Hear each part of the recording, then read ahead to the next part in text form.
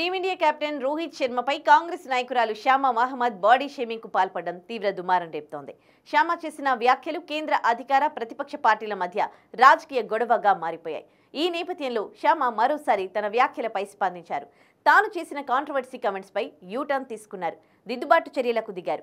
Media శ్యామాను చుట్టుముట్టి ఆమె చేసిన కామెంట్స్ పై ప్రశ్నించగా, ఇది నా వ్యక్తిగత అభిప్రాయం, నా పార్టీని ఇందులోకి లాగొద్దు. ఓ విషయం గురించి మాట్లాడే స్వేచ్ఛ మనకుంది కదా, అదే నేను చేశాను. నేను కేవలం ఓ వ్యక్తి ఫిట్నెస్ గురించి మాత్రమే మాట్లాడాను, ఎవరినీ కించపరచలేదు. నేను రోహిత్ శర్మ పట్ల ఎంతో గర్వంగా ఉన్నాను అని శ్యామ తన వ్యాఖ్యలను సమర్థించుకుంది. అంతకు ముందు కూడా నేను రోహిత్ గురించి కేవలం సాధారణ కోణంలోనే మాట్లాడాను, ప్రజాస్వామ్య దేశంలో మాట్లాడే హక్కు కూడా మాకు లేదా అని అన్నారు. ఈ గొడవ పెద్దది కావడంతో కాంగ్రెస్ పార్టీ కూడా దిద్దుబాటు చర్యలకు దిగింది. శ్యామ వ్యాఖ్యలతో పార్టీకి ఎలాంటి సంబంధం లేదని పేర్కొంది.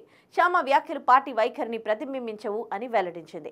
దిగ్గజ క్రికెటర్ సునీల్ గవాస్కర్ కూడా ఈ వివాదంపై స్పందించాడు. క్రికెట్కు స్లిమ్ బాడీ అవసరం లేదని, నాణ్యమైన ఆట తీరు ఉంటే చాలని అన్నాడు. స్లిమ్గా ఉండేవాళ్లను కోరుకుంటే క్రికెట్ చూడడం మానేసి ఫ్యాషన్ షోలకు వెళ్లాలని సూచించాడు.